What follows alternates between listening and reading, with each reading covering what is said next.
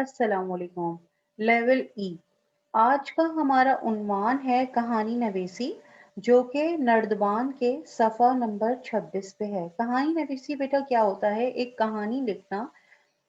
जैसे कि कोई कहानी के ज़रूरी नहीं है तमाम जो किरदार आप ले रहे हैं, उनका ताल्लुक आपकी हकीकी ज़िंदगी से ताल्लुक रखता हो।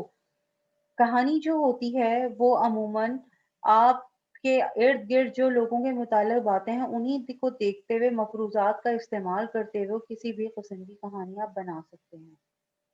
अब आपको यहाँ पर एक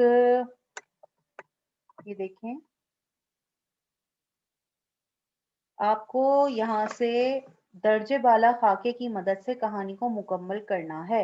इशारे क्या दे दिए गए? एक किसान के 3 बेटे, आपस में लड़ना झगड़ना, किसान का परेशान रहना, बीमार हो जाना, बेटों को बुलाकर लकड़ियों का गट्ठा मंगवाना, बारी गट्ठा तोड़ने के लिए कहना, नाकामी, अलग-अलग लकड़ियों को तोड़ना, आसानी से तोड़ देना या सबक उसके बाद। उन्वान यहाँ आपको खुद तख्लीक करना है।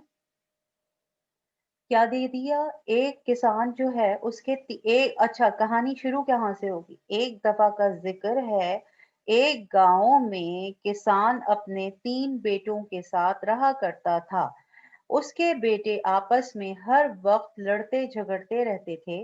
किसान उनकी इन बातों की वजह से बहुत ज्यादा परेशान रहता था और ज्यादा परेशान होने के बायस वो बीमार हो गया। अपनी बीमारी की परेशानी में उसने बेटों को बुलाया और कहा कि तुम सब बच्चे जंगल जाओ और जंगल से जाकर लकड़ियों का गट्ठा इकट्ठा करके लाओ। तीनों के तीनों बेटे जब जंगल में गए तो वहां पे भी आपस में लड़ाई झगड़ों में मसरूफ रहे।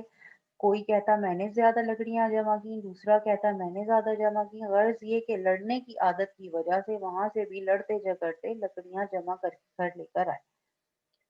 अब किसान ने उनसे कहा कि इस गट्ठे को, गट्ठा क्या होता है? एक पूरा का पूरा लकड़ियों का एक ऐसा पूरा बंच कि जो आपस में उसको फिर बहुत ढेर सारी लकड़ियों को किसी रस्से की मदद से बांध दिया गया था और फिर उसको किसान कह रहा था कि अब इन्हें तोड़ने की कोशिश करो। तीनों बेटों ने बारी बारी तोड़ने की कोशिश की, लेकिन तीनों के तीनों नाकाम रहे। फिर किसान ने कहा अब एक एक लकड़ी को तोड़ो। अब जब लकड़ियों को उन्होंने एक एक करके तोड़ा तो वो बासानी टूट गई।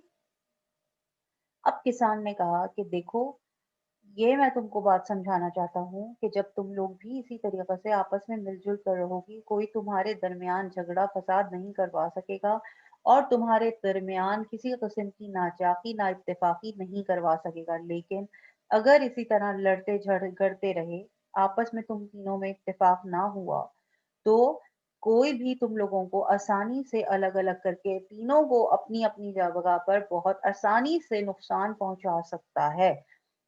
मेरी ज़िंदगी का भरोसा नहीं है, आज हूँ कल नहीं, तो इसलिए मैं तुम्हें ये मशवरा दूँगा तीनों को कि तुम तीनों आपस में मिल-जुल कर प्यार-मोहब्बत से रहो ताकि आगे ज़िंदगी में तरक्कियाँ और कामरानियाँ तुम्हारा मुकद्दर ठहरें। इससे हमें ये सबक मिलता है बच्चों कि कभी आपस में हमें लड़ाई झगड़े नहीं करने चाहिए।